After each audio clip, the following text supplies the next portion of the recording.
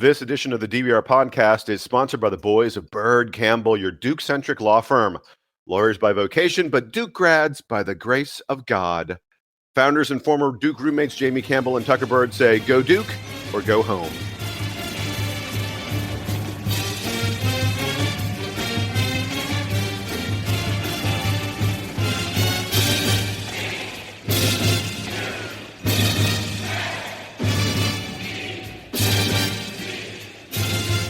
Hey there, Duke fans. Welcome to this edition of the DBRPodcast. I think this is number 95. Guys, am I correct? Is this number 95? Sounds right to me.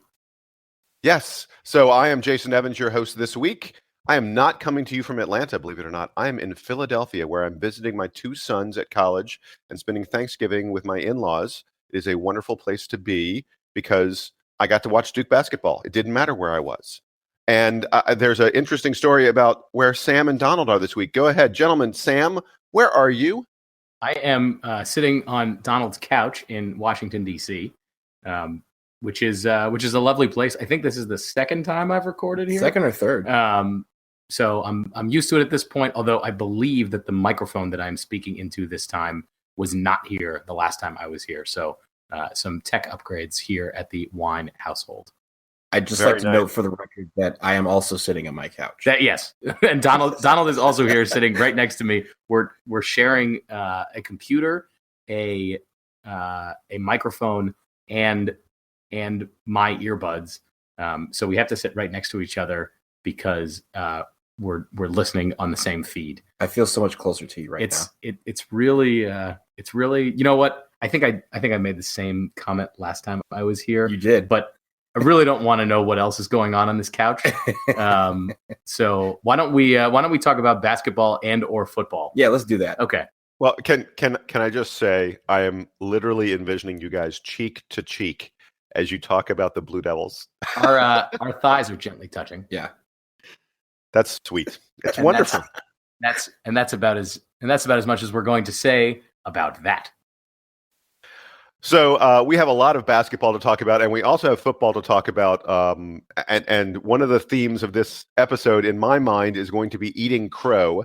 And I am eagerly looking forward to eating my own crow over the football team's success recently. But before we get to that, we're going to talk about hoops.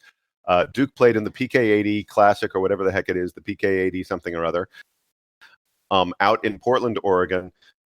And all three games were pretty much exactly the same. Duke would fall behind, even against a lousy team or a mediocre team like Portland State. Duke would fall behind, perhaps by a lot, perhaps by as much as 15 or 17 points. And then suddenly in the final 10 minutes or so, Duke would go, wait a second, we're the best team in the country. We completely forgot. And they would remember that they're the best team in the country, and they would come from behind and storm back to get wins. It included a dramatic overtime victory over Texas and a last-second victory over Florida. Beat Florida 87-84, Texas 85-78, and before that, Portland State 99-81. Gentlemen, I'm not going to dwell on that Portland State game, but let's take the most recent one first. Let's start with Florida. Again, the Blue Devils won 87-84. It was a game they were trailing by, I believe, 16 points was the margin at one point. And yet they came from behind to win the game. Marvin Bagley was, marginally good, I would say. Marvin Bagley had an incredible weekend. And rather than having me get into it, that is you guys' job at this point. I will come in with comments later, but let me start with Sam. Talk about that Florida game and be honest. Did you think we were going to win when we were down 16 with about 10 minutes to go? I did think that Duke was going to make it close, and that my general commentary was going to be that they're clearly talented. They clearly know how to play together. They just don't do it for long stretches. And more importantly, they don't really have the defensive identity figured out yet. I think that the most concerning thing to me is that Coach K has to keep switching the defense. I think that if we had one defensive style that we knew worked, or one rotation that we knew was particularly confounding to opposing teams, then that would be fine, even if it was like a weird mix or not what we expected at the beginning of the season. But I did expect Duke to claw back a little bit. I think they missed a lot of a lot of shots throughout the Florida game that they knew were bad shots. Trayvon Duval especially, I think, made a lot of plays that were not becoming of him. And Wendell Carter did the same thing where he was taking, he was taking post shots, but they were often like falling away or being double teamed. Not the kind of shots that he's normally able to get. And they weren't getting Bagley the ball in situations where he could really do much with it. He was getting double teamed a lot. So I expected them to figure that part out. I don't know that I expected them to win. But even when they were down by a lot, I thought this game is moving fast enough that a 10-point lead, a 12-point lead, I think it actually got up to 17, was not actually going to be so insurmountable that Duke couldn't claw back. And they had done it the last two games. The other big concern for me was that they looked tired at the point in the game where they got down by the most. It's like early in the second half. Yeah, you're right. It was 17.74 to 57 with about 10 minutes left. And the fatigue certainly looked like it was catching up to them. I mean, Florida had this similar kind of trip, right? They were coming from the East Coast and playing all the way on the West Coast for a long weekend. So they should be subjected to the same to the same issues with fatigue, but Duke seemed to be suffering more from it, at least sort of in that middle section of the game. And then once they kind of turned it on, like you said, once they looked around and realized, hey, we're better than this. The offense just seemed to start clicking. Guys were making shots. Guys were making better shots. It wasn't just that they were making them; it's that they were taking better ones, going at the bucket as opposed to falling away. And that was kind of the key to the victory. I don't know that the defense locked down in the second half. I don't know if that was as much on Duke as it was Florida regressing to they can't make every 3-pointer that they take. Well, Florida's an exceptionally good 3-point shooting team. You're right, they can't make every 3-pointer. I think the thing that happened with the defense is as Duke rebounds better, as Duke scores on the offensive end better, it becomes harder for Florida to get into any kind of transition game. And clearly this was a Florida team that wanted to push the ball up the floor and play at a fast pace. They were playing basically 4 guards around one big man. And in a situation like that, you don't want Duke's big men to get set. And so that was essential for them. When Duke made their run in the first half, when Allen and Trent went off for a bunch of 3-pointers, Florida's offense bogged down because we were scoring. And every time we scored, it meant, Florida had it delayed their ability to get into some kind of transition or some kind of fast-paced offense because we could come down and be set on defense. Yeah, and I think the thing to note in those times when you could tell that Duke was doing better, you could tell that Florida was doing better. One team seemed to be on their heels and one was on their toes, right? At the points where Florida was doing well, it seemed like they were able to get opportunistic rebounds that led them into the fast break. Like you said, they push the tempo, and that's the way they want to play because they're really fast and not that big. There were times when it felt like they're totally controlling the tempo, and Duke couldn't do anything about it. And then when Duke was making its runs, it seemed like the opposite. And I think that the thing to watch going forward as far as the tempo is, in general, looking at the way that Duke gets back on defense, but specifically how the big men get back, because the hardest thing that Duke had the thing that Florida did the best last night in the times when they were controlling the game was getting the ball down the court quickly in transition and getting it to the bucket, not kicking it out.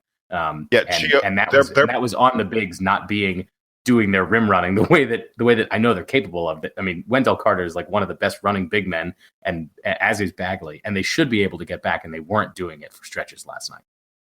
Their point guard Chioza was fabulous in this game. Unbelievable that whole team in the first half. Like, I hadn't seen Florida play a lot, and to see them play, like they are a squad. And I was telling my friend who went to Florida, that team's going to be a problem the entire season. They can shoot really well. They can shoot in buckets, like in droves, and they run the floor and they play good defense. Like, they do all the quality things that you expect from a really good team. And that was a really good team we played last night. Size is probably like the only thing that really limits them. Mm-hmm. And that didn't even seem to be a problem for them against Duke because they kept with us on, I don't know, Donald, what was the rebounding margin? I think it was 43 to like 38 or something like that. It was very close. Gentlemen, stop for a second. You have just said the magic word. This is Jason. You're about to be welcome to Jason's unified theory of the 2017 to 18 Duke season. Okay. Are you ready? We're ready gonna, now. Well, but before you say this, we're going to have to keep coming back to this every time we play a game, because I think you're about to drop some real knowledge. I have no problem with that, because I truly think we are now 8 games into the season, and I have seen what I think is going to be the key for this Duke team, and it is rebounding. So I didn't want to get completely into the Texas game yet, but I'm going to give you some stats about the Florida game and also the Texas game. We'll get to the Texas game in a minute, but this is just to demonstrate my unified theory of rebounding. So you're correct. We won the rebounding margin in the Florida game 43-36. We were not, however, winning the rebounding margin when we were getting our butts kicked. When we were losing by 17 points, the rebounding margin was decidedly tilted in Florida's advantage. And then over the final 10 minutes of the game, Duke out-rebounded Florida by 16-3. I want you to think about that number. 16-3 rebounding in the final 10 minutes of the game.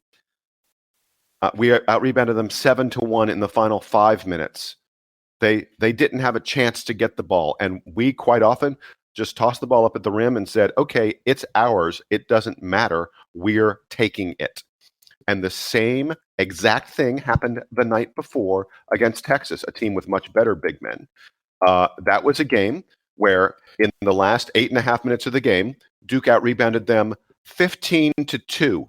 And then in overtime, we out-rebounded them 8-3, 23-5 in the final 8 minutes plus overtime. We were getting owned on the boards. The rebounding edge was 34-27 to Texas before we turned it on and just destroyed them on the boards. And I'm not talking like, oh, we fought to an even battle or we out-rebounded them by a couple. We're talking, again, the last 8.5 minutes of the Texas game, 15-2. The last 10 minutes of the Florida game, 16-3. That is absolute board domination. And this Duke team is capable of that kind of thing. And when we do that to teams, they're demoralized. They can't get rebounds to get into their offensive sets, in terms of fast breaking. They can't stop us from scoring because if we miss, we're grabbing it anyway. And frankly, grabbing it around the basket with Carter and Bagley, we're going to score virtually every single time when that happens. Rebounding is what's driving this team and turning it into a juggernaut. I got a lot more, but go. Well, I was going to add to that you hit on the key, which is that the offense, I think, is around Bagley and Carter being able to do what they do. The shooting, Allen is capable of having a big shooting night. We've already seen that from him against Michigan State. We know that Trent has it in him, although I don't think we've really seen that come out yet. And hopefully we do soon in a game so that teams will play him a little bit closer. But the offense is really generated through the big guys. It's Duval getting into the paint. It's the other guards getting into the paint or tossing the ball down to them. And the rebounding is going to be a huge part of that, especially on the offensive end, where they're going to have to collect a lot of missed shots, it seems like, because although Duval finally made one last night, I think he's only got 3 made threes on the season, and he's shooting an awful percentage of them. So Jason, I think you're right, and I think it is going to be, maybe for games going forward, particularly the games that are against really strong opponents, try to predict what the rebounding margin is going to be and how that affects the final score, and maybe we can chart that or something. All right, Donald, I want to let you get in. I've got a lot more stuff on this Florida game, but I want to toss it to you with a question, so to speak. I want you to talk about Marvin Bagley. We haven't gotten into individual performances yet, and so we're going to start with Marvin Bagley. By the way, for his third game in 4 days, Marvin Bagley played 39 minutes. Grayson Allen played 40 against Florida. And Bagley, by the way, played 39 minutes while chasing a perimeter guy, not a big man, not his traditional defensive assignment. He was chasing Kulichev all around the arena that game. And Kulichev only, he had 15 points, but he only shot 4 of 12. He wasn't, this is a guy who quite often is capable of going off for 25 plus, and Bagley kept him in check very, very nicely.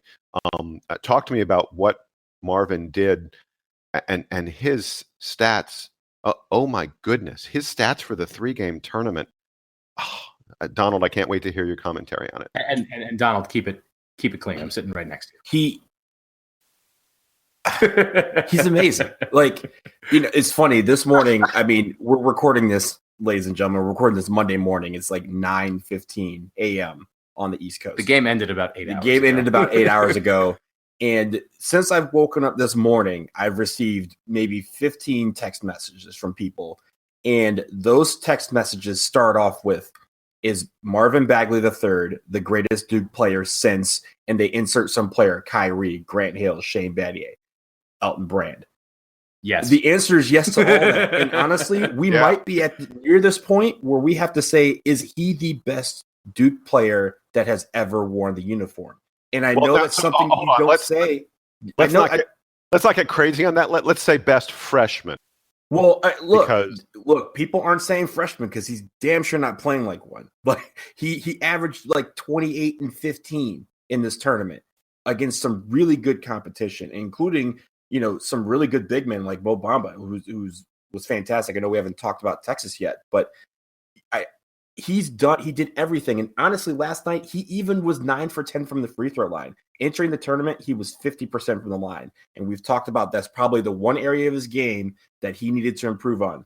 And boy, last night, did we need every one of those 9 free throws. In fact, the team went 19 for 20. So he missed the only free throw that we missed as a team.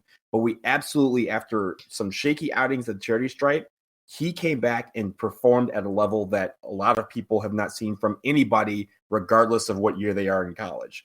And to see him perform, my friend said late last night, if you turned on that game at any stretch and watched 30 seconds, it'd be very clear who was the best player on the court.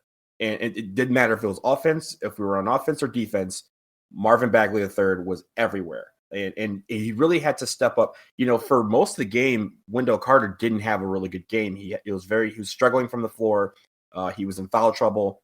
Delorier was in foul trouble. So really inside, there was a point where we were just giving the ball to Bagley and getting out of the way. And he would have 3-4 people on him. And it still works. Yeah, it still works. And that is incredible to me that we have a player of that caliber. And he's a freshman. Guys, he just arrived in August. It's not like he was here all summer. He declared in August and showed up. He should still be in high school. He shouldn't. No, he shouldn't. He should be playing LeBron, Kyrie. Regional basketball. He should be getting paid for this, but he's not. Yeah. And I'm so glad that for at least a year, we get to have him. So he's so poised. Like how I don't understand how a guy who's that young and who came in so late just looks so calm on the floor. Even when the team was down, he didn't start forcing bad shots. He like I was saying earlier about how the team at a point was taking bad shots. They were, especially down low. And he just seemed to recognize it and correct it. Like it didn't even seem like he needed time on the bench to sit and think about it. He just snapped and that was it. You brought me to my main point. Yeah. That I was going to do about basically this whole weekend. And really, especially against Texas and Florida. Against Texas with 8:29 left in the second half, we were down 14 points. And ESPN gave Texas a 97.2% chance of winning that game. Last night against Florida, with 10:01 left in the game, we were down 74-57. And ESPN gave Florida a 98.5% chance of winning that game. And we won both of those games. So what's the overarching theme of this whole weekend? This team has some damn heart. Like, it's unbelievable that the poise that this entire team, top to bottom, showed.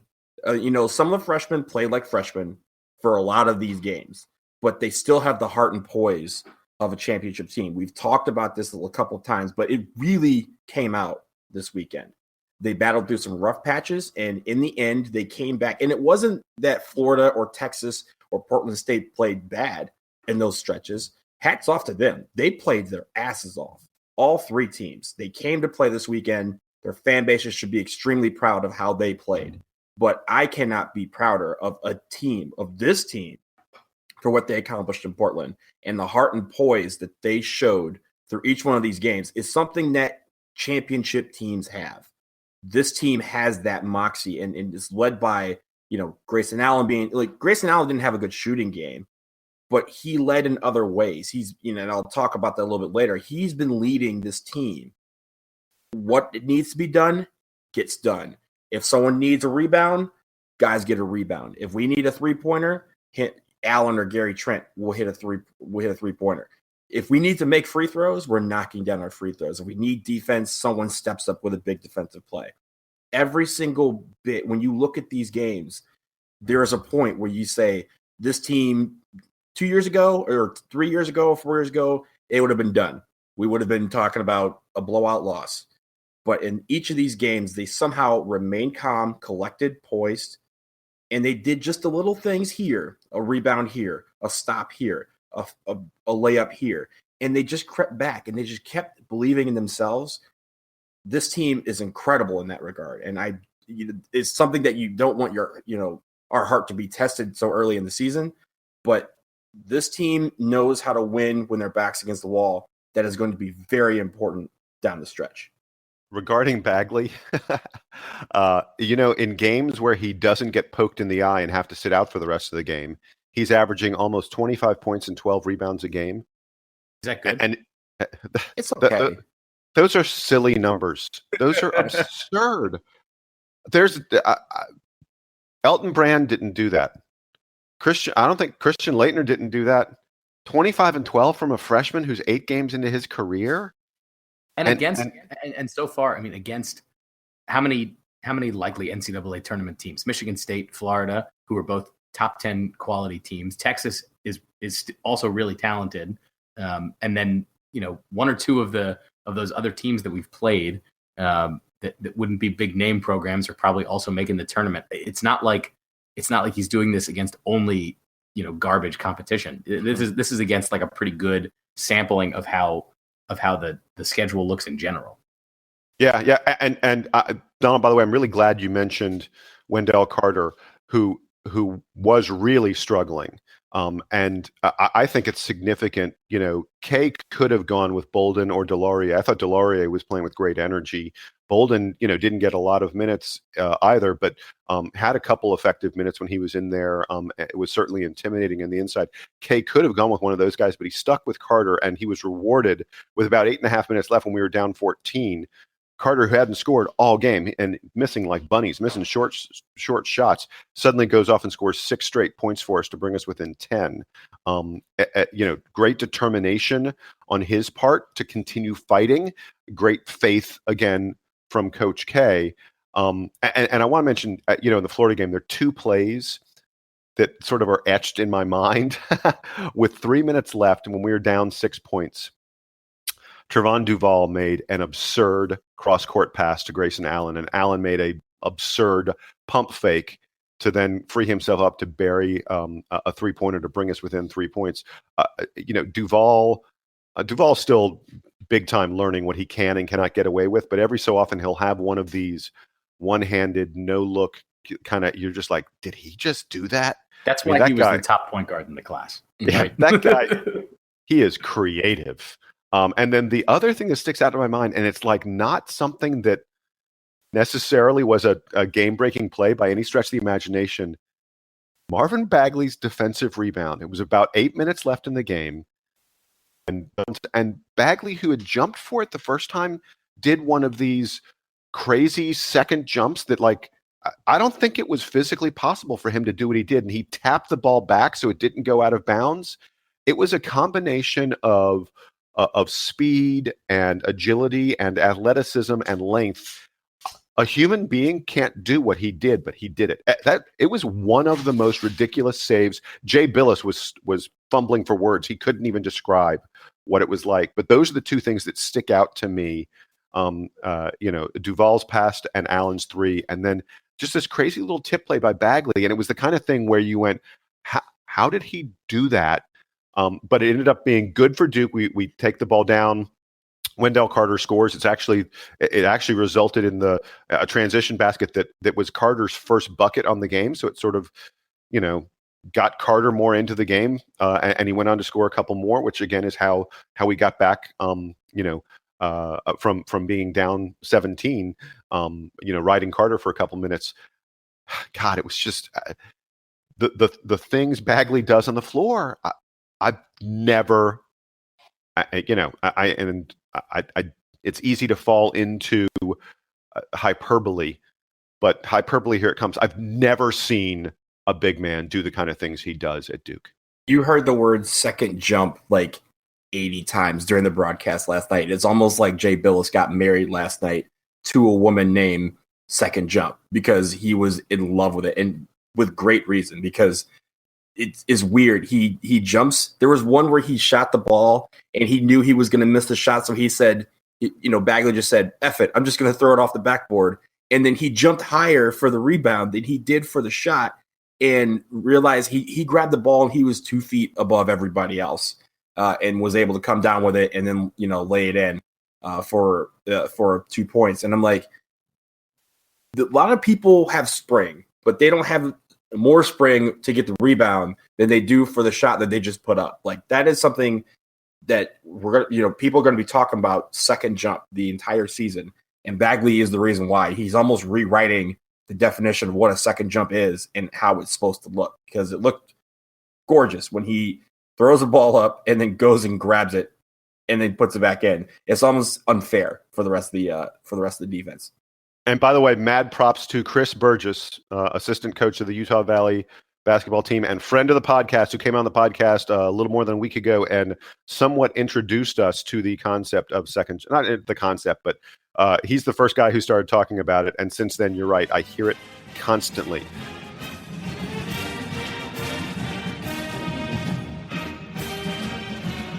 Gentlemen, I want to really quickly get to the Texas game, just to get your impressions of that one. This was a game that Duke came from behind and won in overtime, 85-78. As I mentioned earlier, it's a game where the Blue Devils were getting killed on the boards and ended up killing the boards instead, and that's how they pulled out the win. Really interesting game because Grayson Allen fouled out and in only 25 minutes of play, and as a result, we were introduced to the Alex O'Connell era. Alex O'Connell led Duke in offensive rebounds in this game. How crazy is that? And he played 29 minutes and absolutely belonged. We've said that about him many times. He belonged every single second he was out there. Donald, I'll go to you first. Give me a little bit of what you thought about the Texas game and what happened in that contest. How surprised were you that Kay said, I'm putting these 5 freshmen out here for the final 5 minutes, or I guess like 2 minutes of regulation and pretty much the entire overtime? That's trust in his team. And we've talked about some of these freshmen about how you said the word belong, how they belong on the court and they play like they belong on the court. That kind of trust is, that's how you earn the trust of Coach K. And that trust is paying off when he turns to Alex O'Connell in a very tight situation, says, I'm going with you, kid. And, that tells these guys that, these guys are ready for prime time and they're performing. That is incredible. But, one thing I want to talk about, with Texas, their length was a little bit of a problem early in the game because they were trying to feel out how the team plays with Mo Bamba in there, because he's incredibly long. He's a 7'9" wingspan, 7 feet tall, and is going to play in the league probably next year as well. The guy is really, really good. But one thing that I saw in this game, and then obviously it kind of correlated a little bit to Florida, they spoke a lot about our driving lanes and how teams are clogging the paint because Bagley and Carter are in there. And that makes a lot of sense. But what that does is it eliminates driving lanes for Duval, Allen, and Trent, and they don't get clean looks when they go to the basket. So sometimes early in the game, when they're trying to establish that, it looks kind of helter-skelter. And I think what's going to happen is, there's going to be work. We have a quick turnaround this week, but after that, maybe a little bit of work on our spacing inside so that those looks, those driving lanes are still there. What's going to need to happen is Duval shooting better from the outside, because there was a point during both Texas and Florida where teams just stopped guarding him when he had the ball on the outside. And they just would, whoever was on him would just kind of clog the inside, knowing that he was either going to A, drive, or B, pass to someone else who's going to shoot. So they're not respecting his shot. And if he could be an occasional outside threat, and I'm not asking him to, hit 8 threes, but if he can knock down a couple jumpers outside, that's just going to pull more people out and is going to make his preferred avenue of driving to the basket that much easier. And he can play into his strengths. So that's going to be something to kind of look out for over the next couple of weeks, how we can kind of make it a little bit more of a balanced attack. We don't need to go back to being, all threes all the time.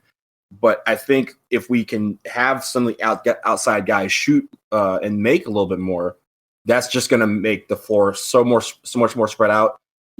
Bagley could get 50 points if there's not 4 people on him every single time he grabs the ball. Carter could get 30 if there's not going to be 4 people. And all these guys on the outside, the perimeters, O'Connell, even Goldwire, Delorier when he's on the wing, like these guys are going to have eat people's lunches if they're going to have wide open lanes. So I think that was one of the main things that I saw in both of those games, but especially in Texas where they kind of played a little bit into Mo Bamba's hands early in the game and they figured out a way around it, which I think was great adjustments by both the coaching staff and the team.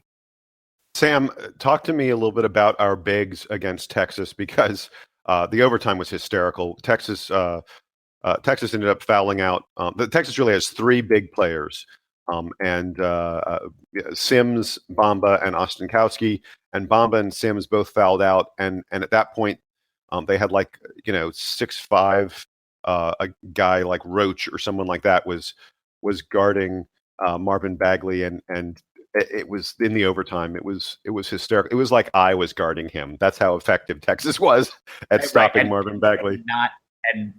Florida had probably is similarly sized to undersized version of Texas, and they handled it.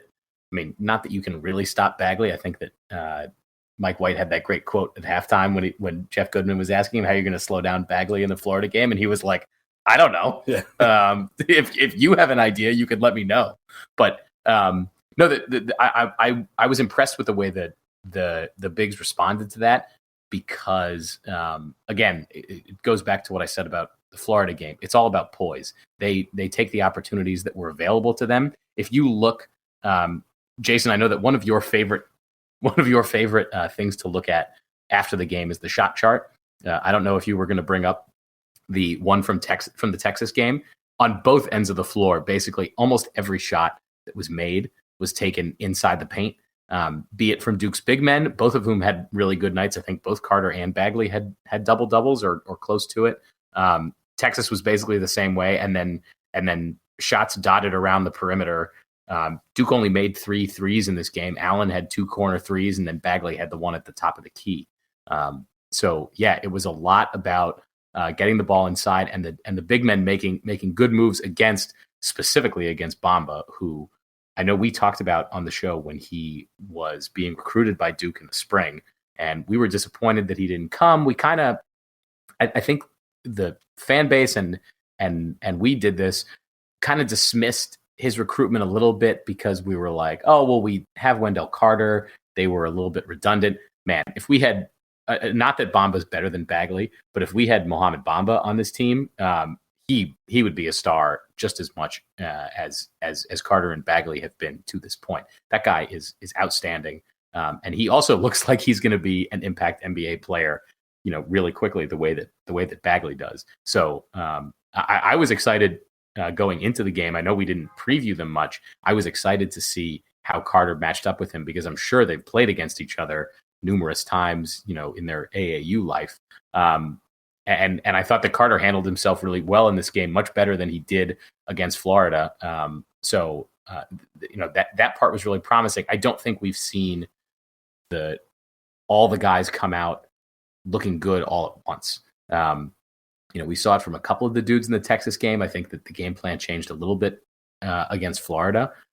Man, we're going to have a game soon where all 5 starters play well, and obviously Allen not being in the game very much because of fouling out.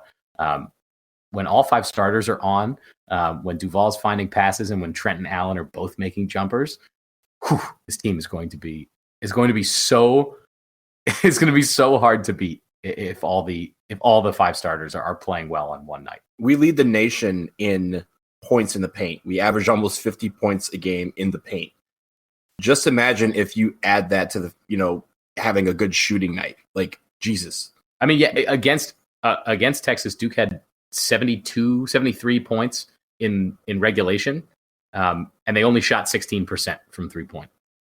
It's absurd, right? That is not how college basketball works anymore. And so even if they get to a still bad but double that 32%, I mean, this team's going to be beating. They're going to be beating good teams easily. Well, so to me, the terrifying thing for college basketball is these guys are just stupidly young. They don't get it yet. They haven't figured out how to play consistently at all. But it's still November, and they have 3 months of games before March rolls around, and they're going to be terrifyingly good in March. I mean, unless you think Coach K doesn't know how to teach guys effort. And you're going to see, looking ahead, we have the Indiana game, and then there really aren't that many games left before Duke goes to conference play. I think there's only like 3 or 4 games in December. Yeah, December's a quiet month. Yes. There's I don't know how much we'll hear about it because the program is good at kind of hiding what they're working on. But come ACC season, don't be surprised if we see a lot of new defensive wrinkles, the team being a lot better in transition, because they're going to have time and a lot of tape to look at from these early season games that are going to make them a lot better than they are now. So last thing about Texas, before we get to some general comments that I have, and then I want to bring up something about a prediction Sam made. But the last thing I want to mention about Texas is there's, to me, a little bit of a trend developing where our big men wear the other team down. And one of the reasons Duke is being so dominant in the closing 5 to 10 minutes of these games, or dominant in overtime, one of the reasons we're absolutely owning the boards, which something I mentioned earlier. I mean, our rebounding margins are 10 plus in the final 10 minutes of games, which is a crazy kind of rebounding margin. Sorry, I got a little bit of a cold. One of the reasons we're doing that kind of thing is because our big men appear to be in great shape, and the other team gets really tired playing against them. And I think you really saw that against Texas. I saw Mo Bamba dragging, and I think one of the reasons he fouled out was because he was tired and he wasn't able to remember his fundamentals. I'll go ahead and say this. I sort of, as much as I love the way we played and I love the energy we showed down the stretch, I could sort of see the rationale for saying I kind of wish maybe we'd lost one of these games. And I'll tell you why. I mean, we have to learn to play. I mean, Donald mentioned how great are we going to be when we have a game where everybody, plays together for a full 40 minutes. And I know Coach K thinks this. Coach K knows that there's going to be a time when getting down 15 points with 10 minutes left, we're not 8 shots down the stretch. And look, against Texas, we got some very lucky breaks. We had a number of bounces sort of go our way. Same thing against Florida. You can't consistently get down by double digits and then think, oh yeah, I can in this. I'd love for these guys to show some intensity, especially on the defensive end and rebounding. The intensity that we have in the final 5 to 10 minutes, I'd love for us to show it in the first 5 to 10 minutes of the game. And then the next 10 minutes of the game, and for the first 30, they won't need to do it for the last 10 because they'll be winning by 30 points. I mean, in lieu of losing one of these games, because I think that what you just said, Jason, is kind of the general tendency, like, oh, they need to learn, they need to know what it feels like to lose so they can become better winners. I think that what happened this weekend was maybe like the better version of that, because they have a strong coaching staff and a senior in Allen who has seen them lose games like that before, who can hopefully impart them on the freshmen. And it's not like the freshmen don't have, it doesn't seem like they don't have the like wherewithal to get through those challenging games. I don't know if this team needs to lose. I think that, it can certainly be a teaching moment, but I think that that it was so stark in both of the really competitive games this weekend that they've got plenty of tape to look at as far as how you guys are, if I'm the coaching staff, this is how you guys are getting down and this is how you're getting back up. And let's focus on how we maintain the get back up version of that the whole game. Like you said, playing in the first 30 minutes the way they've been playing in the last 10 minutes of these games. Okay, so I want to get back to something I said a moment ago, a prediction that Sam made a week or two ago. He said that we would not develop our bench and we would lose at least one game because of the struggles of our bench players. I think Javin DeLaurier, Marquise Bolden, and Alex O'Connell, all three of whom played significant minutes in every single game. O'Connell, of course, played almost 30 minutes against Texas. All three of those guys gave us some really, really nice production when they were in the game, brought great energy. I will say that Jordan Goldwire has sort of, it looks like he may be fading a bit from the rotation because Grayson Allen's doing a really nice job running the point when Trevon Duval goes out. And that was, that sort of was Goldwire's role. And I think that, especially against Texas, Allen did a fabulous job penetrating and creating, passing lanes that he took advantage of and gave Duke easy baskets. And I think Goldwire has fallen a little bit from the rotation as a result of that. But Sam, I want to go to you. You thought we would not develop our bench. And I think DeLaurier, Bolden, and O'Connell have said, not quite so fast, Sam. We have something to say about that. Yeah, I think that I don't know how well I expressed this the last couple of weeks. I've thought that DeLaurier was going to get enough minutes that he was going to be an acceptable substitute for almost anybody on the floor because he does seem to be very versatile and has totally embraced that role this year. I was concerned about Bolden and the rest of the guards. And to this point, I think I've been wrong because, as you said, all three of those guys, and I think we now know that those three are the ones who will come off the bench. I think Kay's not going to play more than 8 guys. He really prefers it to be 6 or 7. And DeLaurier is clearly the first man off the bench, and then one of Bolden and O'Connell seem to be the other two. And yeah, I think so far I'm wrong about that prediction. I want to see it continue going forward. I want to see them get kind of consistent minutes, even if they're light, some consistent minutes and good minutes against more good opponents. And like I said, the schedule that they've played to this point has been probably pretty representative of what the schedule looks like the rest of the season. So it's encouraging. I want to see it keep happening. I do think back to, and I know, Jason, you probably talked about this. I think back to the 2015 championship team, the team on which Allen was basically a non-factor at the beginning of the season. He had a couple big games late in the season, particularly after Suleiman was dismissed. And then obviously in the Final Four and in the championship game was like the star of the team. I don't know if Duke's going to need that from any of the freshmen, but I think that example sort of gives me hope that, if Coach K is continuing to motivate the young guys, a guy like O'Connell, maybe even Goldwire could end up supplanting him later.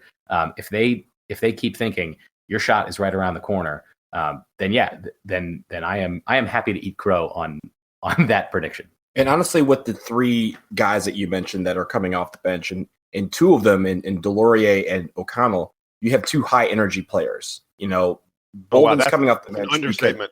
Yeah, but you know what? That's the Duke basketball that we're all used to seeing. That the high energy, guys who are doing everything. They're filling up the stat sheet. They're doing all the little things. And honestly, that's going to make our team better. When coach is saying these two, Bolden's coming in the game, because he is, our best big man on the bench. And after that, you have DeLaurier and O'Connell. DeLaurier, who's very versatile. O'Connell, who has proven himself every time he's on the court. And they both are high energy. They give you what you need to get back in the game or to win games. And that's going to be a message to the rest of the team saying, hey, if you can play this high energy, if you can play on this guy's level, then you can get more minutes. And that's really only going to make our team better if we see that kind of energy always coming off the bench, no matter who's coming in the game. My instinct still when Bolden comes in, like my initial reaction just to seeing him on the sideline is, like we're and I want that to change. I want to feel like, Bolden's coming in. The other team doesn't know how they're gonna handle him because they've just been working with the two mobile bigs, and now he's about to be a force inside. I want to think that about him. I also wanted we talked about Delorier and how versatile he is. We did not give him props yet for the smashing against the backboard block that he had.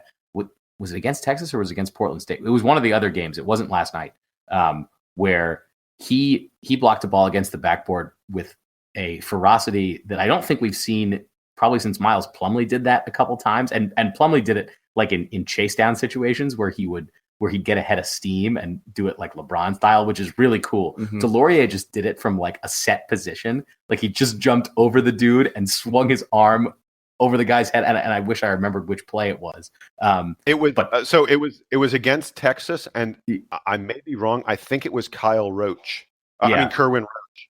I think it was Kerwin Roach. And Kerwin Roach was the guy who absolutely posterized Delorier right before halftime when Texas was all like, Texas is up. He put him up 12 points with a vicious slam. Roach, by the way, had a great game against us, just basically taking the ball to the basket and saying, I dare you to get in my way. And we didn't get in his way most of the time.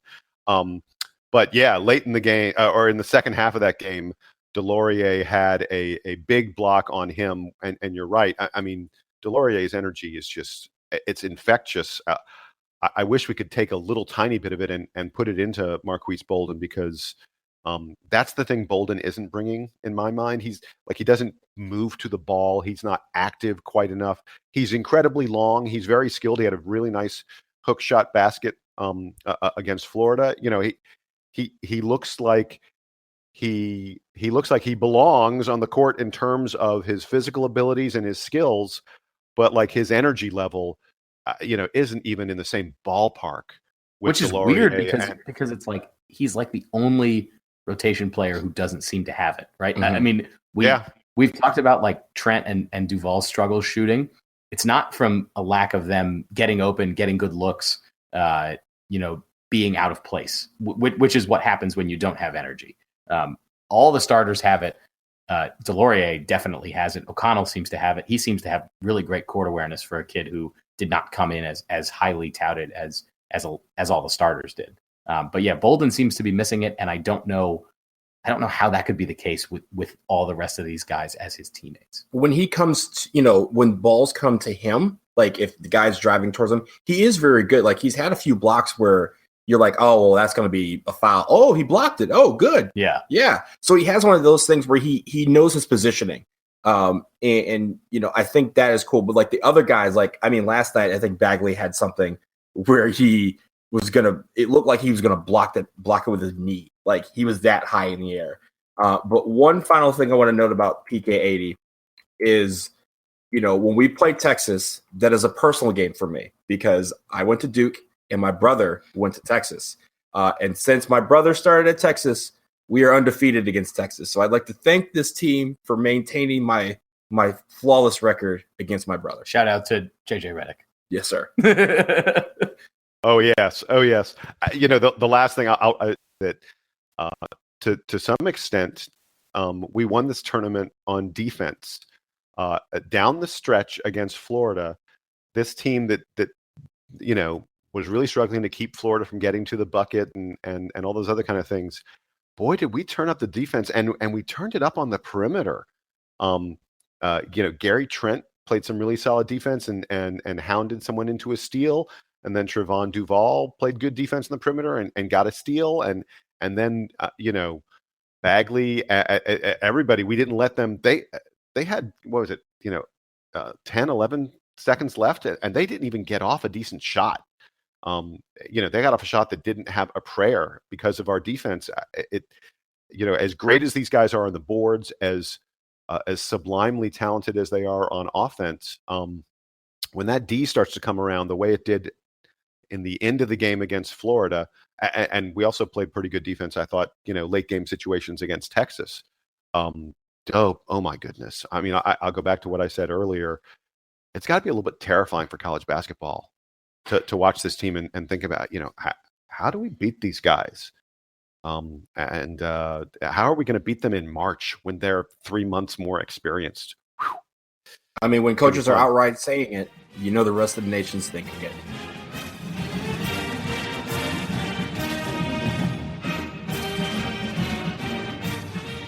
Folks, today's edition of the DBR podcast is proudly sponsored by two Duke alums and former roommates in the class of 1978, Jamie Campbell and Tucker Byrd, diehard Duke followers, the founders of the ByrdCampbell Law Firm, a Duke-centric business law firm with offices in Dallas, Orlando, and on the Gulf Coast of Florida. They have watched and cheered for Duke football and basketball for close to 3,000 games. These guys are true blue. We ask you, please, if you are in search of legal services in Texas or Florida, reach out to them at ByrdCampbell.com, ByrdCampbell.com. If nothing else, you can tell them, go to hell with Carolina.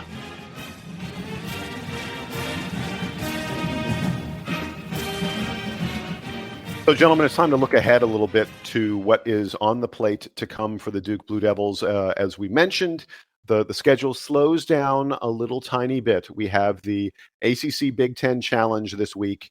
And in that, Duke will be playing the Indiana Hoosiers. And many years, Duke would play Indiana, and you would think, Indiana, they're a big time opponent. They're a really solid team. I sort of feel like that isn't the case this year. I'm going to give you all a little bit of Indiana preview, and then if you want to add anything to it, feel free. Indiana is currently 77th in Ken Pomeroy's rankings. They've played the 319th easiest schedule in the country. They haven't really played anyone all that good other than maybe a Seton Hall team. But despite playing an easy schedule, they've lost 2 games. They lost to Seton Hall fairly convincingly, and they lost to Indiana State. And Larry Bird is not currently playing for Indiana State. Last year's Indiana team had some really good players on it. They had OG Anunu. I can't say his name. Anunoby. I can't even say it. Whatever. OG. Who went to the NBA and was drafted and is in the league. Thomas Bryant went to the NBA. I believe Thomas Bryant made the league. Yeah, I'm not sure. And James Blackman. They're all getting paid to play this year. No longer on the team. The last year's team also lost Tom Crean, their head coach. And now they have Archie Miller, famously a point guard at NC State, Archie Miller, and did a really nice job as the head coach at Dayton. He is now the head coach of Indiana. His brother, Sean Miller, is the head coach of Arizona. So the key for Indiana is going to have to be their big men and their ability to control Duke on the board. Bagley from absolutely dominating the game on the inside. Good luck with that, Indiana, because we've seen some very, very talented teams fail miserably at that task thus far this year. The big men for Indiana, the guys who are going to hopefully try to do this to Duke, are primarily 6'8" Juwan Morgan and 6'10" Deron Davis. Deron Davis is a load. He's about 250 pounds, very, very strong guy. They block shots fairly well, but they haven't faced anything like Carter and Bagley, and they aren't even close to the athletes that those guys are. As Sam mentioned, you're going to hear the term second jump a lot in this game, I think, because the Indiana guys they don't get off the floor nearly in the way the Duke guys do. Indiana has some okay shooters from the outside. Nothing super great. Senior guard Robert Johnson is averaging about 14 points a game. He hits about 40% of his threes, but they don't have anyone playing guard who can consistently drive into the teeth of the defense and create stuff for other players. They don't have anybody who gets a lot of assists in that kind of way. They frankly struggle to score a little bit. Playing against pretty bad competition, they've mostly been scoring in around 75 to 78 points a game, which it's sort of tough to see a Duke team not getting to a pretty significant number higher than that. And then one last statistic, and then I'll see if you guys have anything at all to add.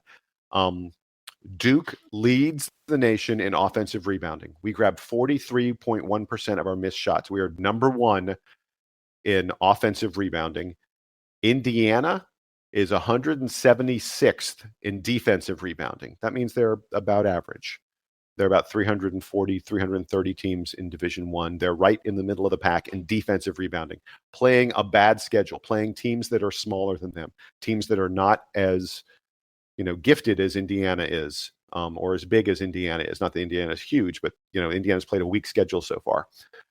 So my prediction for this game is that the Blue Devils are going to absolutely own the boards, and that Indiana will really, really struggle to be in this contest. It's played in Bloomington.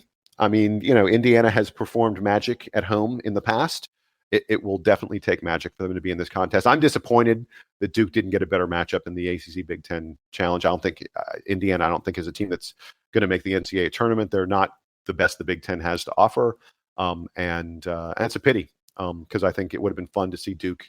I know we weren't going to play Michigan State because we play them in the Champions Classic. Already played them this year, but I would have loved to, Northwestern or Minnesota.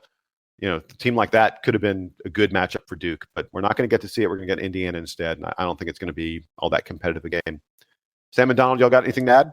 I think that the only thing I'm looking for is the reaction to the road environment. Duke has obviously played in some big neutral site games so far, but have not played in a road game. I think maybe the closest they came to playing a road game would have been like the Portland State game, where they responded. I mean, they were losing to Portland State, and then they realized they were more talented. I think the same thing should happen to Indiana, but that's a true road game. Assembly Hall is like one of the greatest basketball arenas in the country, and as you said, Jason, they've pulled off some pretty awesome upsets there. I think the one that comes to mind recently was Christian Watford making the shot against Kentucky. This team is not Christian Watford's Indiana team. So I expect Duke to win, but I am curious to see how the freshmen react to the road environment. I mean, first of all, for some reason, Archie Miller is not. I mean, they haven't had a great start at Indiana, but he had a much better week than his brother did, who went 0 for 3 in Atlantis. Oh boy, yeah. But anyway, I agree with Sam. I think I'm looking for more specifically, not just how they react in the road environment. I want to see their intensity level. We've played 5 games in 9 days. That is a hell of a haul for any team, much less a team loaded with freshmen who are entering, in the middle of their 8 games into their career. So how do they respond on the road? They're tired. They had a red eye last night back to Durham, only probably to turn around and fly to Indiana. How do they respond to that? How is their intensity level? If they can come out with the intensity that they've shown in the last, 5 minutes of the games against, Texas and Florida, we're going to be okay. But I want to see that level because it's going to take that level to really get through this hump. This is where the wall hits. And that's a lot of times where Indiana really gets people, especially at home. If we can overcome the crowd and really just, play with the poise that we've shown over the first 8 games of the season, we're going to be just fine. I should add, Jason, you mentioned that you would have preferred for Duke to play Minnesota. Minnesota seems susceptible to playing against teams with only 3 players, as they demonstrated against Alabama. Yeah. And if Colin Sexton can score 40 points against them playing 3-on-5, imagine what a Trayvon Duval, Grayson Allen, Marvin Bagley team would do to five-man Minnesota. So we need to beat the crap out of them. Let's do it. We need to talk about this for a second because this is one of the craziest things in the history of mankind. Folks, if you were not paying attention, so there was a situation where Alabama was playing Minnesota. It was in a tournament. I'm not sure where the tournament was. There was a little bit of a fracas on the court with about 10 minutes to go. At the time, Minnesota was winning, I think, by 15 points.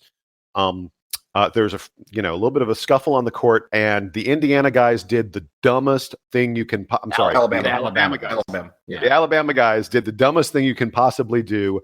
They got up off the bench and they took a step or two onto the court. It's not like they gang tackled anyone. It's not like they, broke out in fisticuffs. But the Alabama bench rose up and stepped onto the court. And the moment you step on the court in a fight, you're out of the game. You're gone. You're kicked out. That's just the way the rules are. There's no The officials are not able to say, oh, we'll only give you a warning this time, or, oh, we're only going to kick these guys out. Now, all of them are gone. So literally the entire Alabama bench out of here. They're gone. They're kicked out of the game. They're not allowed to play.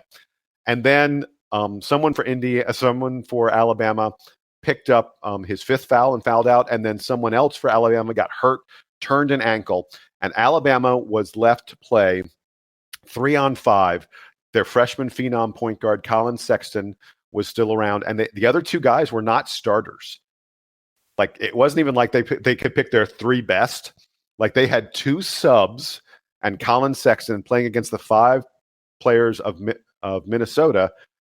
And somehow Alabama came back from being down like 10 or 15. They cut it to 3 at one point, and I think they ended up losing by 5. Mm-hmm. Basically, what would happen is they played a 1-2 zone, and they let Minnesota take 8-foot jumpers over them. Minnesota would miss, Alabama would grab the rebound, and Colin Sexton would rush down the floor as fast as possible. So because if Minnesota got their defense set, there was no way 3 guys were going to score on 5 guys if the 5 guys were actually ready and playing. So Colin Sexton would rush down the floor as fast as possible, and the Minnesota guys would chase after him, and they could do nothing to stop him. He scored 40 points. It's one of the most unreal things ever. There was a very, very real chance that Colin Sexton and 2 scrubs were by themselves going to beat a ranked Minnesota team. And Colin Sexton, did you guys watch any of this? Colin Sexton is like one of the greatest players that Alabama has ever had. Yeah. Yep. Not like they have a particularly storied basketball program, but he was a pretty big time recruit, and I think he might be leaving for the NBA this year.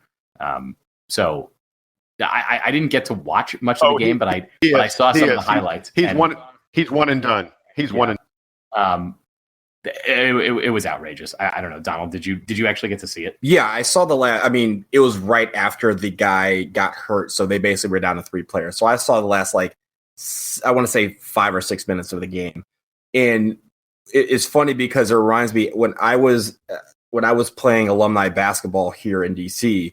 There was a game where I showed up with 2 other people, and we had to play 3-on-5 for the whole game, and we almost won that game, even without 2 pointers. But what it means, I bring it up because I was like, I'll never see that again in life. And I saw that in a actual NCAA college basketball game. And it was between 2 real teams. And it was fascinating to watch because it wasn't like they had like a plethora of timeouts and they had all these, under 4, under whatever time. They had under 4 timeout. And I think they may have had 2 30-second timeouts to use to keep these guys fresh. And they didn't really need it. Like, they just basically said, we have 3 guys. What are we going to do now? Like, we might as well just, play hard.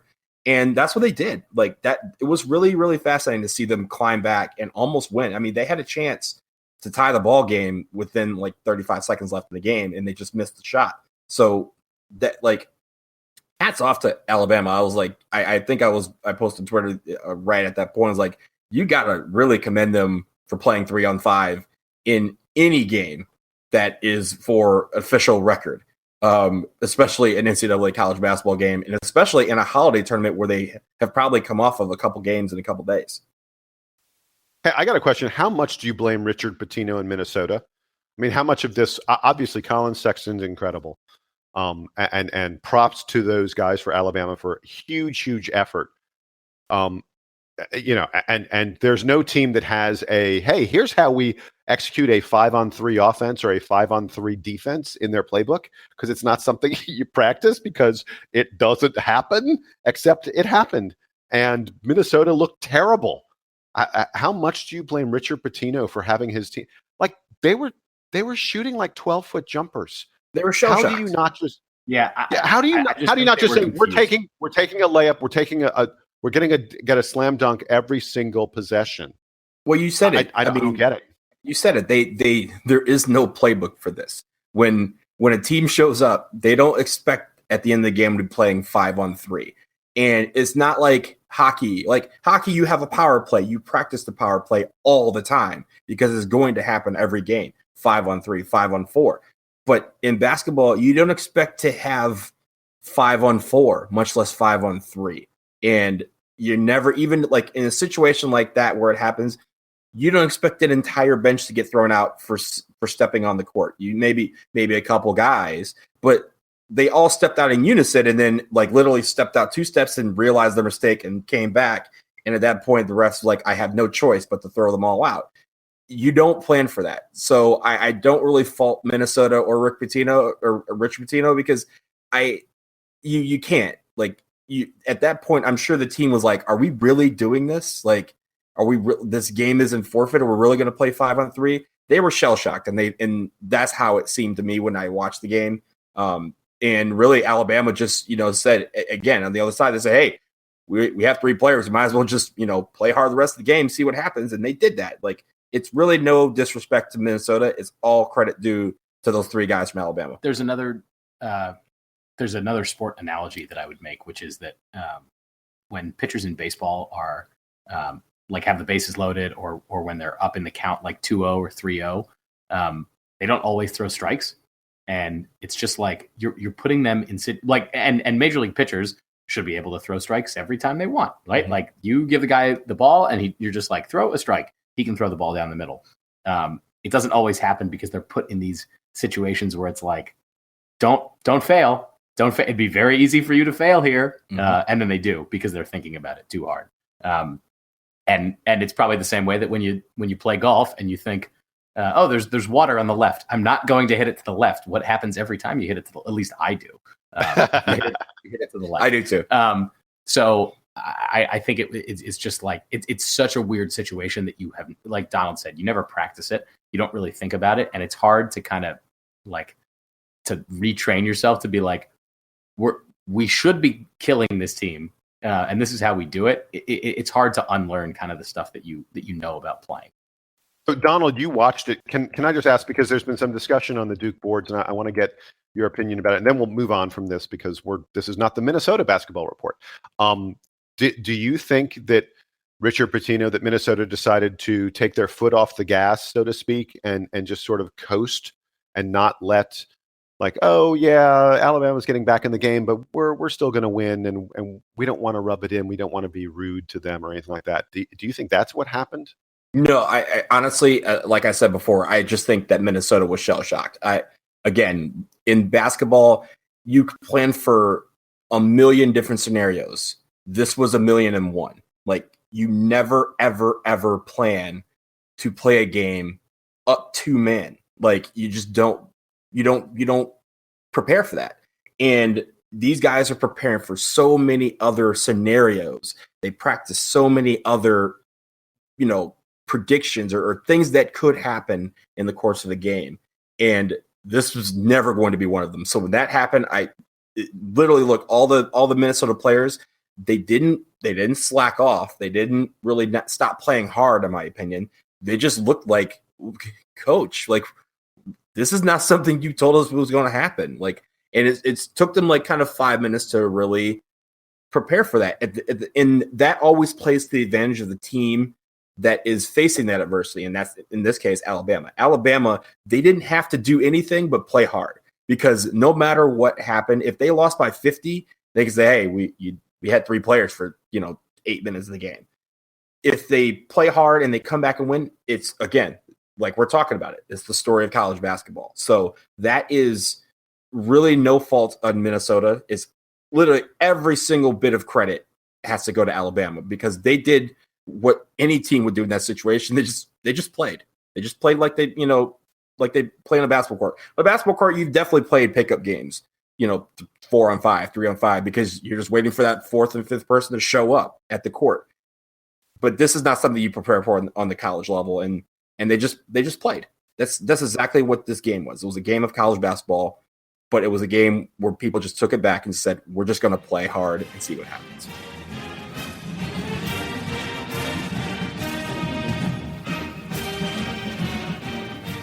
Okay, gentlemen, I said at the top of the podcast that one of the themes was going to be the notion of the notion of repentance and eating crow.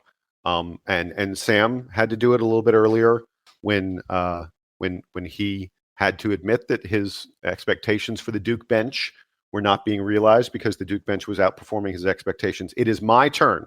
I've raised my hand. I am the guy about to eat crow because a couple weeks ago we were talking about Duke football. And we noted that Duke needed to win their final 2 games. They needed to beat Georgia Tech, and then they needed to win at Wake Forest to be bowl eligible. And I flat out said it. I said they're not going to do it. They're not going to win those 2 games. Georgia Tech, I thought, was better than them. I thought Wake was way better than them. And winning at Wake Forest, this is a Wake team that, had 7 wins. It wasn't going to happen. Jason went on the record. And Jason was wrong. And I'm delighted. I'm thrilled to have been so wrong.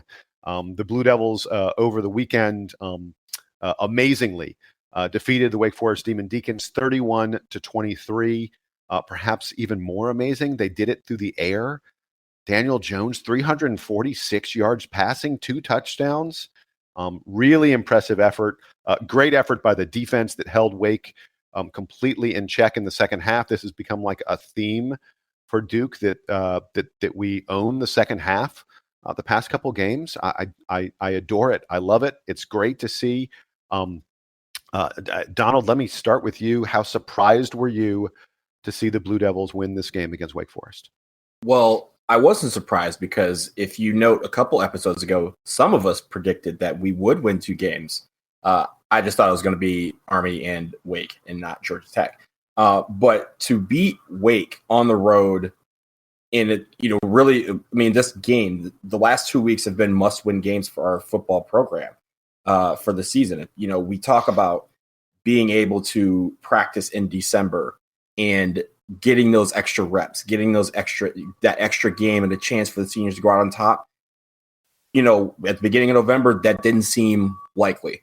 And I think this team really dug down deep and they performed. And, even when they were down, they kind of borrowed a little bit of poise from the basketball team, I think, because they came back and they came back in a big way both weeks against Georgia Tech and against Wake Forest. So happy that they found whatever was missing in October, went back to September, brought what was missing and brought it to November and played. But also that they get to go to a bowl game because that's something that you want for this team to do. We think, at this point, we kind of we don't still take these for granted. Going to a bowl, we missed one last year after going, 4 years in a row. And now we're back, and it still feels like the first time we went to a bowl game back in 2012. So that is a remarkable comeback for these guys. A way to play with poise, with tenacity, and really not giving up.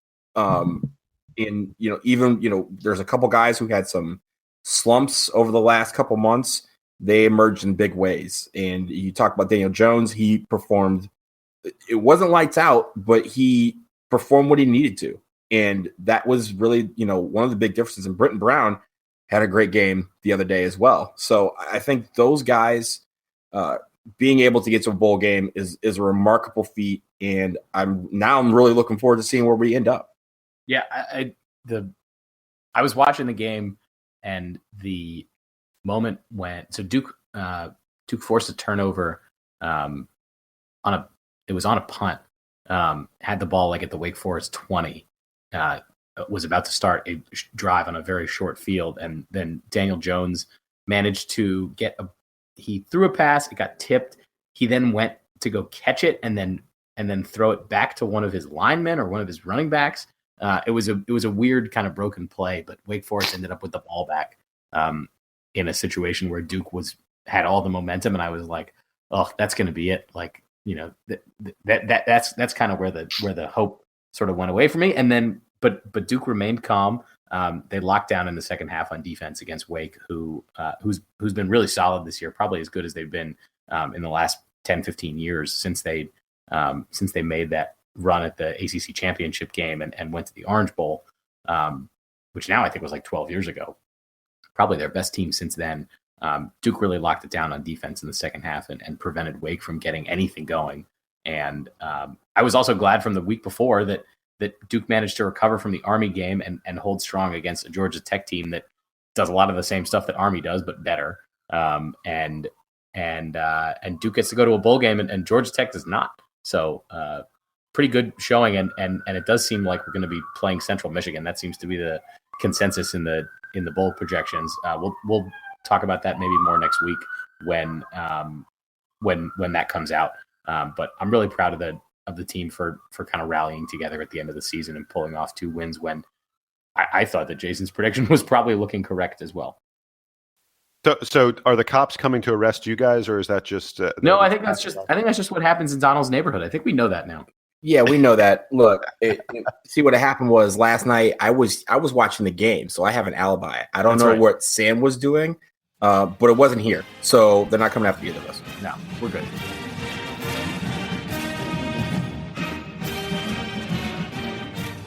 So, guys, we're almost done. We're going to quickly do Player of the Week, and folks, we came to a decision. We decided that we are not going to name our Player of the Week this week because all 3 of us, you would have to be insane not to name Marvin Bagley as your Player of the Week. And that would have no drama. There would be nothing really interesting about that. Marvin Bagley was the best player in college basketball this week. No question about it. He absolutely dominated the tournament that we played in. And so rather than naming our Player of the Week for Duke, we're going to name our second best Player of the Week, because all 3 of us were going to pick Marvin Bagley. So, Sam, I will go to you first. Who is your runner-up for Player of the Week this week? Let's go with Wendell Carter for his performance in the Texas game. I think that his ability against Bamba and the rest of the Texas bigs really kept us in it. And I think there are a couple other guys you can pick, obviously Bagley being the best of them, but I'm going to go with Carter for his game against Texas. Donald, your turn. Player of the Week, not named Marvin Bagley. I'm going with Grayson Allen. He's had a rough go of it lately shooting a ball, but where he has excelled over the last 5 games is in ball distribution, mainly, assists, as well as his leadership. He's leading by example and showing that, even if you're in the middle of a shooting slump, there are so many ways you can help this team win. Against Southern, he had 4 assists. He had 6 against Furman, 9 against Portland State, 5 against Texas, and 7 against Florida. And so he's making good decisions on the court, and really his shot has appeared at times, but it seems like he has decided he can get involved in other ways. But really his leadership and his poise is rubbing off on the rest of the team. He wasn't the Grayson that we've come to expect so far this year, but in terms of leadership, I think he's exceeding everyone's expectation. And for that, he's my backup Player of the Week. So there are some things that are unmeasurable, and you mentioned leadership and poise. Those are things that are unmeasurable. My Player of the Week is going to be something else unmeasurable. It's going to be energy. It's going to be intensity. Can you predict who my Player of the Week is going to be? Alex O'Connell. You are correct, sir. I think this kid, and the announcers have started to pick up on it. Every single time he comes in the game, the Duke team gets a lift. He's not the most talented guy in the floor, but he brings so much energy, so much passion. He's playing really hard. He's playing really effectively. And there's absolutely no question we do not beat Portland State without his energy early on in that game to, one of our leading scorers. We don't beat Texas. He was our leading offensive rebounder against Texas. He played 29 minutes against Texas. We don't beat either of those teams without Alex O'Connell and the intangibles, the non-statistical things that he brings to the floor. He makes us better when he's in the game. And that matters a lot. And I'm shocked. I'm thrilled for him. This was the kid who, of all the Duke freshmen, most people would have said he's the one who's going to play probably the least, because Jordan Goldwire, they thought, might have a role backing up point guard. Jordan Tucker was higher rated coming out of high school, which seems absolutely incredible at this point. And then we have the other guys who are all going to be one and done. And yet Alex O'Connell has created a role for him on this team. It's an important role. It is clear that Coach K values him. It is clear his teammates value him. The announcers and the fans are seeing great things out of him. He's going to be at Duke for 4 years. And there are a lot of people saying it. A lot of people are saying that this guy's career arc, the way he plays, the things he brings to the table, reminds them a lot of Grayson Allen.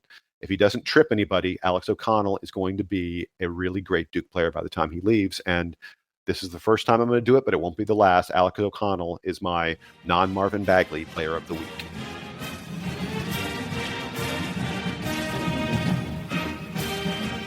And gentlemen, we now move to parting shots. Let's wrap this baby up. We've been talking for a while, so I go to you, Donald. Tell me your parting shot this week. Well, I think you know where I'm going with this. Congratulations to Duke women's soccer. They have advanced to the College Cup. They got there. First, they beat UNC Greensboro, and then the Big 12 decided to throw Oklahoma State, Texas, and Baylor at us, and all three of those teams got smoked.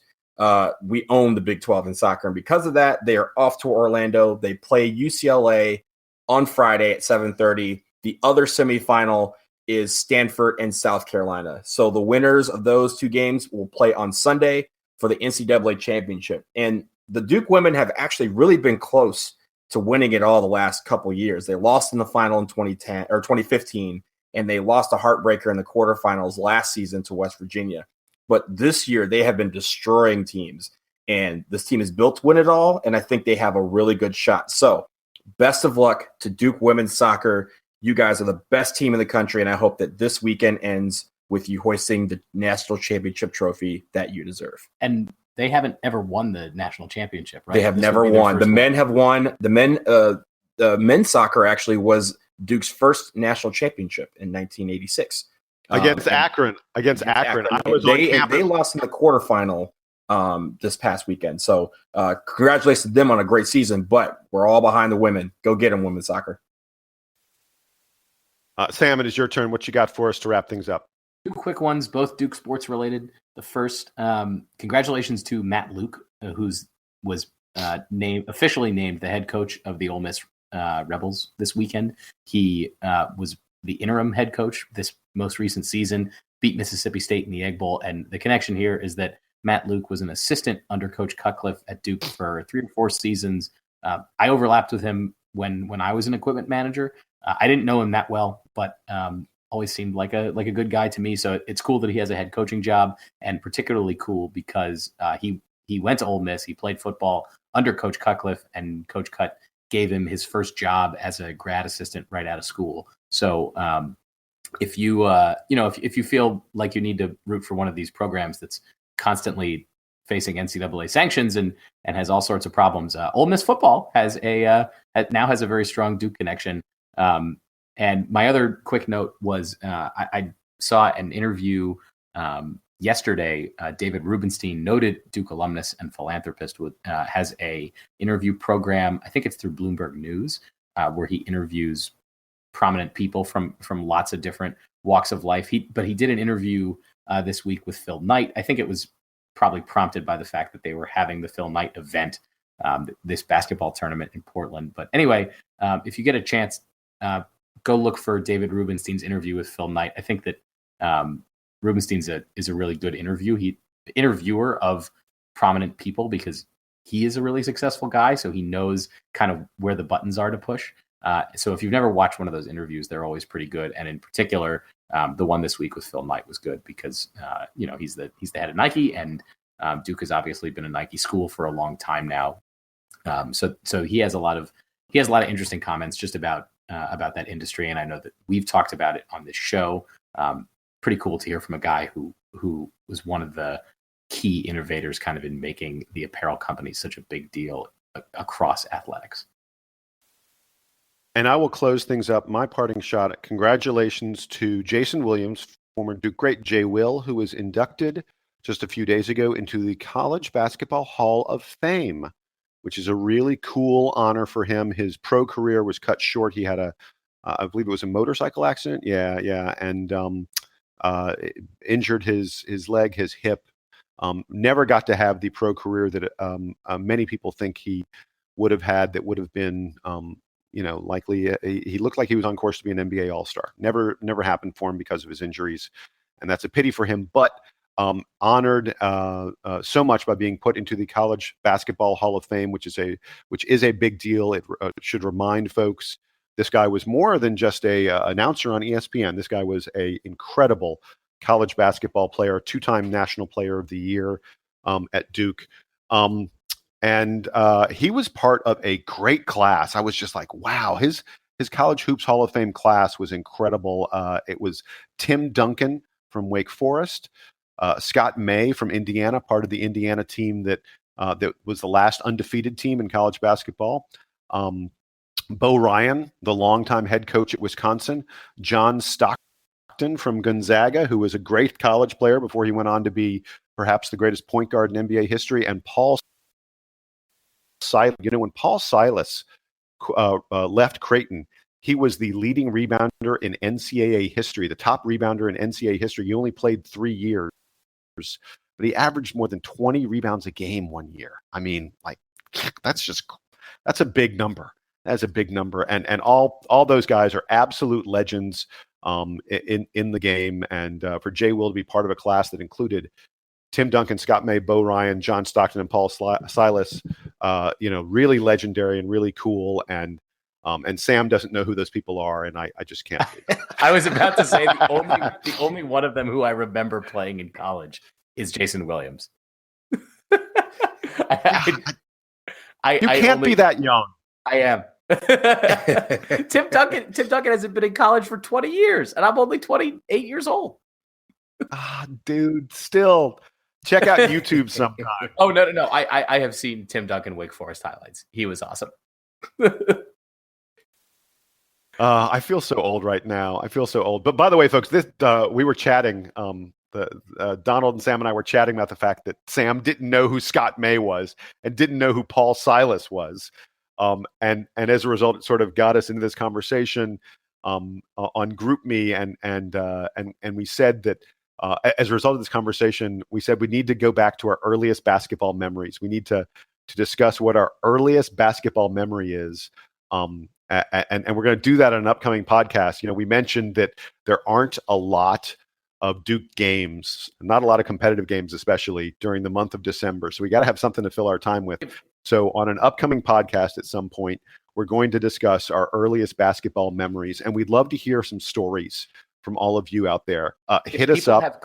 If people have clips of guys from any time from the mid 90s or earlier that they want to send me and have me watch live and commentate on the show, I'd be happy to do it. Because I reach out to us, people. Yes, if it happened with in a year in the last century, I probably don't remember it as far as basketball goes. You are aware. You've seen the play where Christian Laettner catches the ball from Grant Hill. You're familiar with that, right? A couple times, yeah. Seen that one a couple times. Million, yeah. So anyway, folks, I was going to say, if you have a great early basketball memory or an old basketball story that you want to tell from your youth, please send us some details about it. Send us an email at dbrpodcast@gmail.com, dbrpodcast@gmail.com. And by the way, we remind you once again, we love it. And it really is good for us when we get ratings, when we get rankings, when we get reviews on iTunes or whatever format it is you're using to listen to this. If you're listening on your iPhone, please rate us that way. If you're listening some other way, go and give us a rating, give us a ranking. Tell folks how great we are, because it really helps our search results and all that other kind of stuff.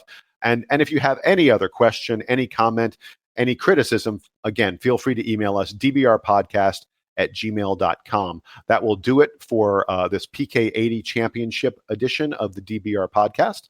I, again, am Jason Evans. Thanks so much for joining me. Thanks to Donald and Sam sitting side by side, cheek by cheek in Washington, D.C. for joining me as well.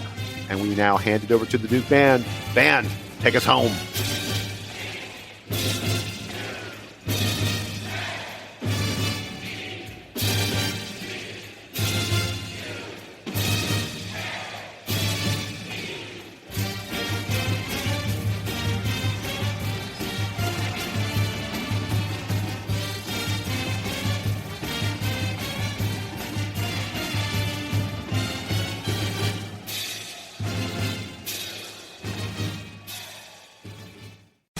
It's time to expect more from urgent care, like caregivers who take time to listen, smooth access to local specialty care if you need it, virtual visits and save your spot convenience, plus easy access community locations. And we're open 365 days a year to treat your sprains, cuts, fever, and flu. Northwell Health Go Health Urgent Care. Get more than you expect and exactly what you need. Welcome to a new era in urgent care.